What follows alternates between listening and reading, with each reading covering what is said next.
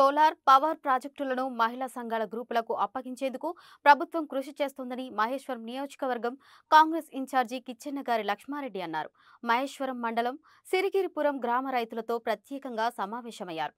ప్రభుత్వ అనైండ్ 300 ఎకరాల భూములను క్షేత్రస్థాయిలో పరిశీలించారు. మహిళలను కోటీశ్వరులుగా తీర్చిదిద్దేందుకు డ్వాక్రా సంఘాలకు సౌరశక్తి యూనిట్లను కేటాయిస్తున్నామని మహిళా రైతులతో కేఏపాల్ అన్నారు.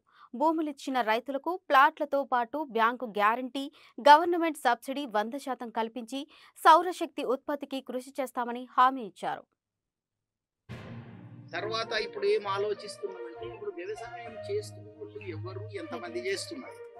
వ్యవసాయం చేస్తుంటేనేమో వాళ్ళకు వ్యవసాయం చేయడానికి ఏమన్నా పనిముట్లు కావాలా, లేదంటే కరెంట్ కనెక్షన్ లేదా, లేదంటే బోర్ లేదా, వాళ్ళు వ్యవసాయం చేసుకోవాలంటే ఏం చేయాలి? మనం వ్యవసాయం చేసుకోలేకపోతున్నాము అంటే ప్రభుత్వానికి ఏమన్నా ప్లాట్లు ఇస్తే కానీ డబ్బులు ఇస్తే కానీ